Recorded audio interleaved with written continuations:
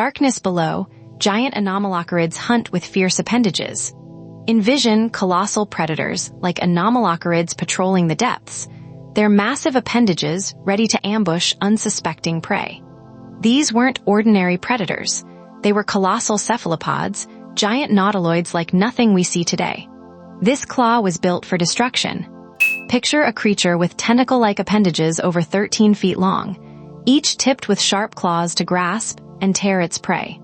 Imagine encountering something that size in the Ordovician oceans, armed only with your wits. Now think about the squid itself. Its body was as big as a car. Imagine an SUV cruising through the water, trailing tentacles behind it like shadows. These weren't just any squids. They were colossal predators that ruled the Ordovician seas over 450 million years ago, preying on smaller marine life and avoiding the dangers of their ancient ocean. But here's the twist. These creatures didn't live in the dark. They thrived in an Ordovician ocean, filled with bioluminescent organisms. This vibrant underwater world wasn't just a survival tactic. It was a game changer for how they hunted and interacted with their environment, illuminating the depths where sunlight never reached. Imagine being a fish, swimming through an ancient Ordovician sea teeming with life. Suddenly, you spot bioluminescent forms darting through the dark waters. This eerie glow signals potential danger lurking in the depths. The moment of realization that this light means a predator is nearby can be utterly terrifying. These ancient cephalopods were equipped with enormous eyes, among the largest known in any animal's history, bigger than basketballs. These eyes allowed them to see in the near-total darkness of deep waters and detect faint bioluminescent signals from potential prey. But it wasn't just about seeing, it was about being seen too. Some Ordovician creatures could emit bioluminescent signals, lighting up parts of their bodies to warn off predators or attract prey, making them impossible to miss in the dark depths of the ocean. It's like having headlights on in the pitch-black sea.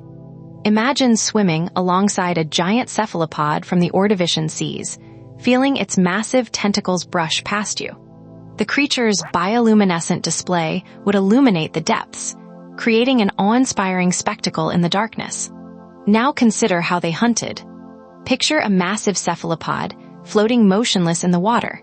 Suddenly, it flickers to life, its eyes glowing brightly as its body pulses with light.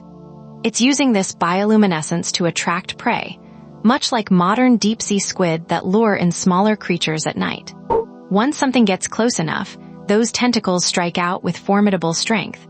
In the Ordovician seas, few creatures could compete with such a powerful predator for resources and territory.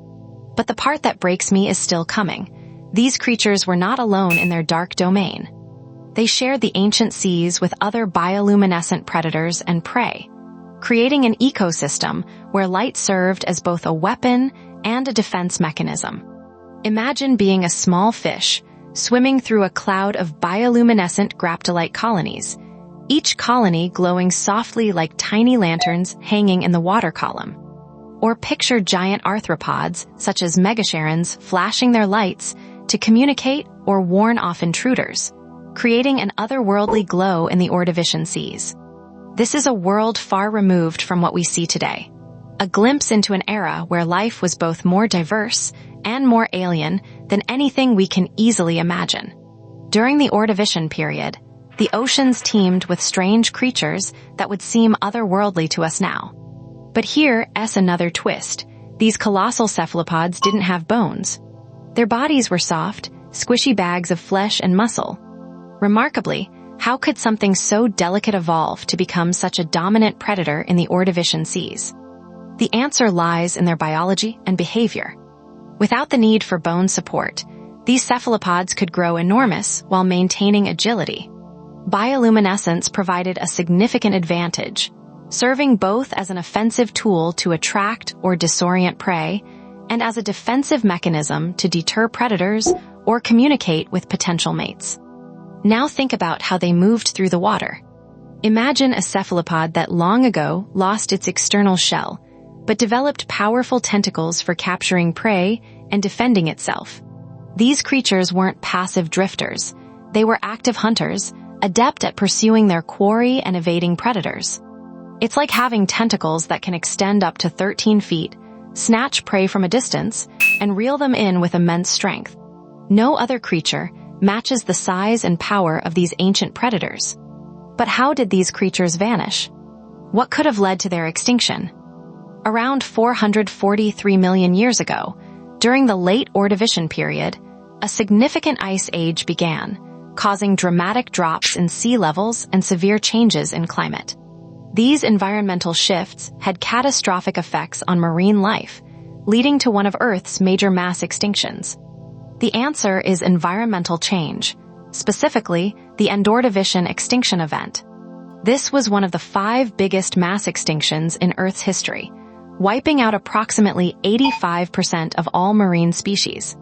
No creature, not even the largest cephalopods of that time, could survive such upheaval. Imagine being alive during the Ordovician period.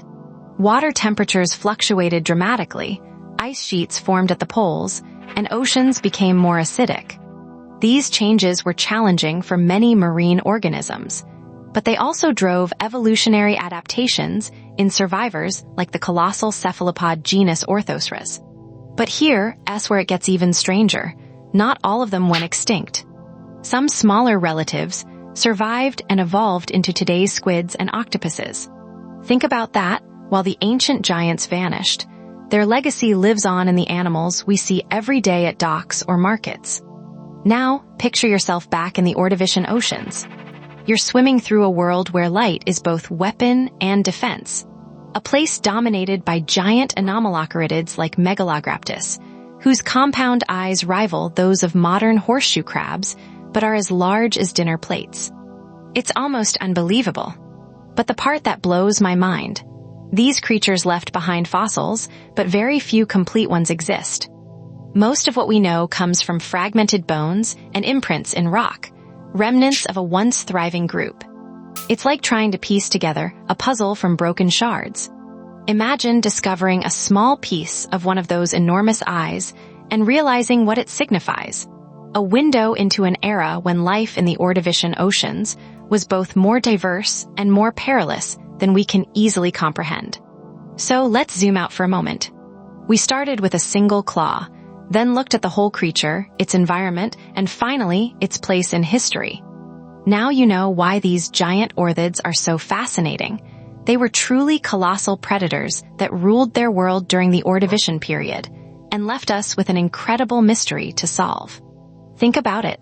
If we can study fragmentary fossils and reconstruct such a vivid picture of ancient life, imagine what future discoveries will reveal about the distant past. And here's one last thought to ponder.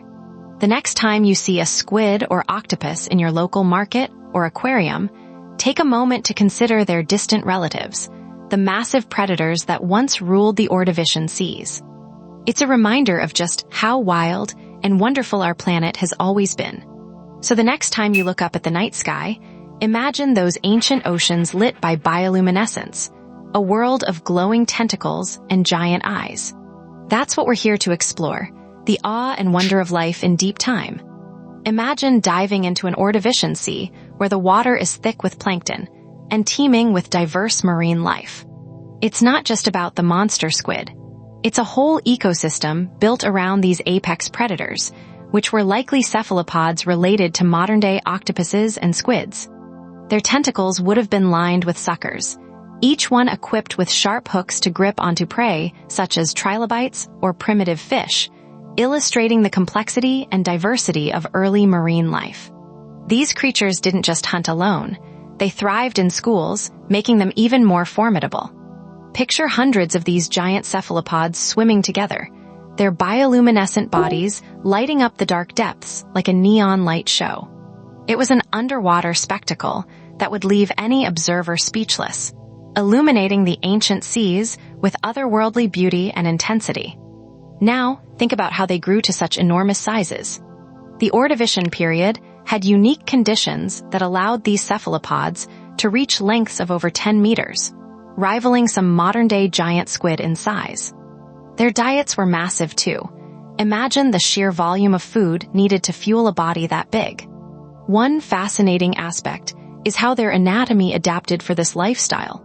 They had large heads filled with powerful muscles and complex brains, likely giving them keen senses and advanced cognitive abilities beyond what we might expect from modern cephalopods. This wasn't just survival. It was an evolutionary arms race where the most intelligent and largest cephalopods thrived. And let's not forget about their impact on other species. These giant squid weren't just hunters. They were part of a complex food web that included smaller cephalopods and fish. Their presence would have shaped entire ecosystems, pushing other creatures to evolve in response. This intricate interplay of predators and prey was crucial for the development of marine biodiversity during the Ordovician period. So when you see an octopus solving puzzles or a squid jetting away with incredible speed, remember their ancient relatives that thrived in the Ordovician seas. These distant ancestors exemplify the planet's remarkable capacity for biodiversity and adaptive radiation over hundreds of millions of years.